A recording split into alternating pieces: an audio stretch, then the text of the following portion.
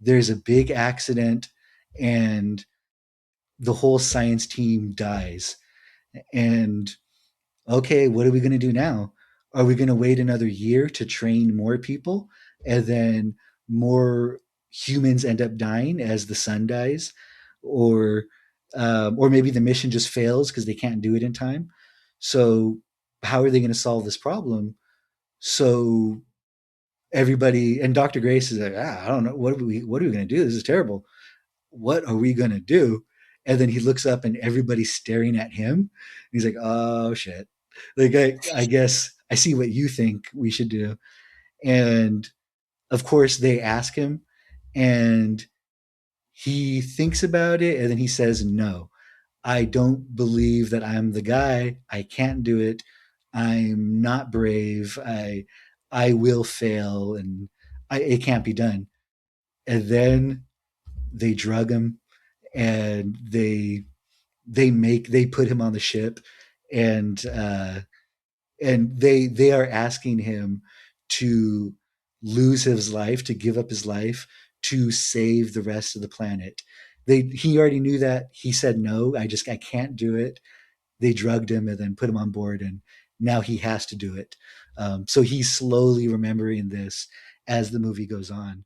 But that was very shocking to me. I probably should have seen it coming, but I was still shocked. But yeah, what was it like for you? Yeah, I mean, that's like a major hook of the movie is like having him wake up the way he does in the very beginning, and then Yeah. slowly he's remembering these details that we get taken on that journey of like, why is he there? How did he get there? And I was assuming at some point along his path of like discovering and rising up the ranks of like being this top scientist, he would come around to the idea of going on Right. the mission. I just assumed that.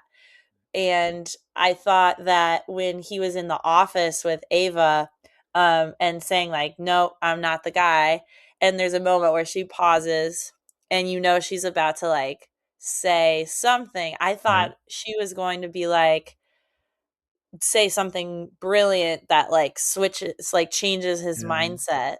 Um, but she pretty much just called in the grunts, the bodyguards, to drug him into going, which is a pretty like intense Right. thing. Like they are forcibly, he does not have a choice. He is forcibly basically being told you will spend the rest of your life away from everyone and everything you know Yeah. on this ship. You Right. have no choice.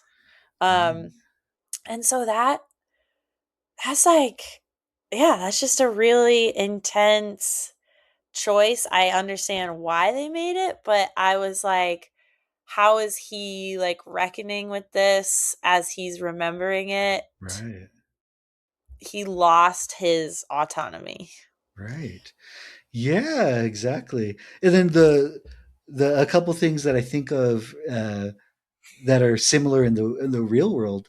Well, when you're doing scientific research, one of the things is it's not ethical to um, uh, give someone too much money in order to be a part of the study, because in a way it takes people's autonomy away, where they think, oh man, I need that money, so I have to do this, be a part of this experiment. It's too much to pass up. So that's part of the ethical code. You can't put undue pressure on people to be a part of your experiment or to participate in anything. It's undue pressure.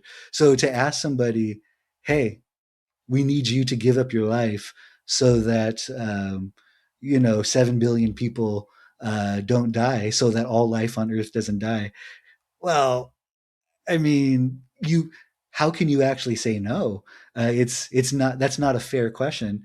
And then on the other hand, yeah, the entire planet will die. So it's it's hard to say if that's fair or not.